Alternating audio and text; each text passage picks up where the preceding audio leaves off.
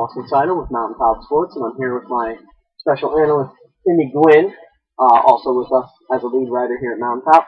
And today we're going to be discussing the Big East and particularly West Virginia University, being as we are both students at the university. And stand a lot to gain to watch the game happening and the evolution of Kevin Jones as well as Chuck Bryant. So, Timmy, I'm going to lead off with a question here for you.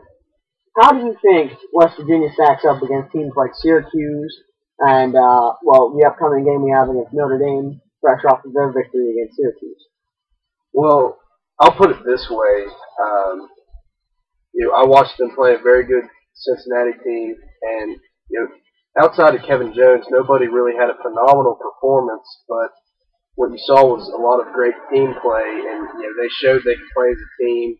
They overcame 5-6 point leads. I mean, Cincinnati just stayed in, just kept they kept going on runs, and West Virginia was able to combat that. They played great as a team. Had a little bit of luck fall their way. I think West Virginia has gained legitimacy as a great team in the Big East. As of right now, they technically are tied for fourth with Cincinnati, holding the fourth spot, holding the tiebreaker. I think they can be an elite team in the Big East, but that being said, it's definitely an uphill battle. I mean, when you look at Syracuse from top to bottom, they're just a great team. Shooting, defense, free throw shooting, all sides of the ball. Notre Dame, if they play like they did last night against Syracuse, I mean, last night they just unbelievably shot the lights out. And Marquette, they're kind of like a sleeper. They just keep moving on through the schedule, and they just keep winning. The Big East, the regular season, it's kind of turning out the way that it always does. As far as the cream of the crop always rises towards the end. But I think West Virginia definitely has more than a puncher's chance, to compete for the regular season title in the Big East, and we might even be able to see them go on a run in the Big East tournament this year. All right. Well, you said about how they stack up and they can be a legitimate contender. They have more than a puncher's chance. Now, how would you say individuals on the team compare to individuals on other teams like in Syracuse? How they have Dion Waiters and Swift Jardine, or even going over to Notre Dame and being as they're an upcoming team that we face twice on our schedule in the past 11 games, I think West Virginia has about that. I think a little bit more. But how would you say that our players individually stack up against players like Dion Waiters, Scoop Jardine, and even Tim Abramitis and the other players that make up the Notre Dame offensive? Well, West Virginia is a very young team, and I believe Bob Huggins has done a brilliant job of building his team around the nucleus of his veterans of Chuck Bryant, Kevin Jones, and Dennis Kalichla. Kalichla, he's had some problems with his ankle in the past. He sat out the Marshall game. I'm pretty sure last night he came one rebound shy of a double-double, though. He did. It was 13 and 9. Yeah, he finished the night 13 and 9. He had a couple of assists on the board, too, as well. And, Chuck Bryant, he didn't have a miraculous night shooting from the field. He only had 6 points, but his contributions in, areas, defense, steals, assists, he contributed to the team. And, Kevin Jones, right now, he's got to be at least in the running for Big East Player of the Year. I mean, well, he is. Right now, he stands second in the standings to actually Syracuse's Dion Waiters, which is interesting because Waiters comes off the bench for Syracuse, but still manages to produce about 13.7 points a game, and it has an incredible shooting percentage from the field. Well, there's Kalichla was sort of like that his first year coming in, and some players.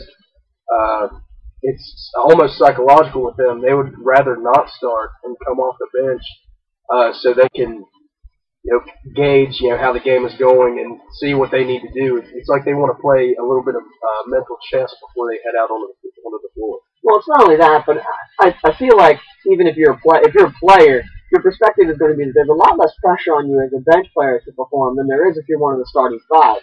And I believe Dion Waiters may actually benefit from that, being in that Syracuse offense led by Scoop Jardine and that incredible big three underneath. I say big three because even their small forward position is a very strong position.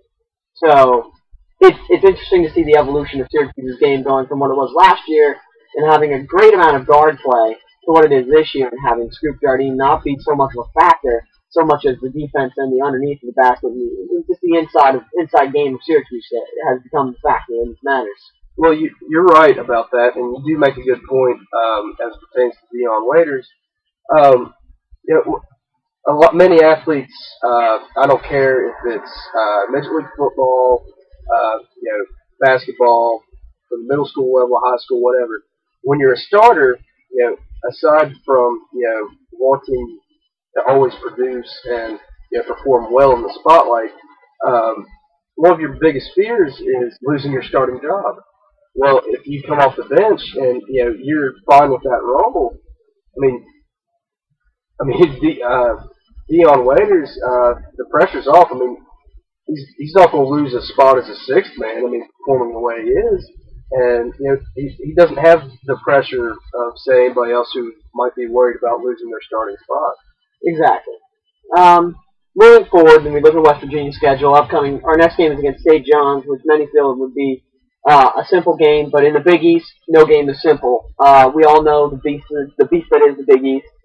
They are the basketball juggernauts, not to be let go by the North Carolinas and Dukes of the basketball world.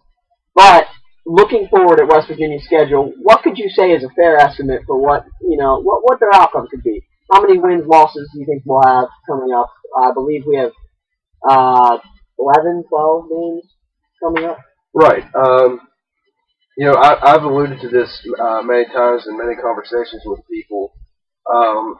Usually the benchmark in the Big East is 20 wins, and you can consider that a success and basically an automatic bid into the Big Dance, the NCAA tournament. And honestly, so much youth on this West Virginia basketball team. Right now they're 15-5. It's a very high likelihood they will finish with at least 20 wins, which you win 20 wins with the Big East schedule, you're probably looking at least a sixth seed in the tournament. Oh, easily, yeah. Honestly, I believe the sky's the limit for that team. They're so young. There's so many young players on the team. I might be a little biased in this, but right now I would put Bob Huggins in the running for Coach of the Year. He did this last year. He's just so good at molding the players. He brings in this young talent that's like clay, and he just molds it into a great team every year, it seems like. Well, I think you kind of hit it on the nail there. It seems that Huggins just is a name that kind of goes unnoticed in the basketball circles. The Jim Calhouns, the Coach K's, and even Syracuse in their coaching staff. It's just incredible to think that a name like Bob Huggins, who's one of the more better winning coaches in the Big East and in college basketball in general, he kind of just floats by without his name ever being noticed. Well, I don't think people outside of the WVU community really stop and take a look at the impact he's had on this university. He's turned West Virginia into a perennial NCAA tournament team. One of his first years here, yes, they went to the NIT, but they won the NIT. And then the following year they went to the Elite Eight, beating Duke, upsetting Duke in the process, and then they went on upsetting Kentucky to go to the Final Four. And last year they went to the Sweet 16 and lost to a very good Kentucky team. John Calipari getting some revenge.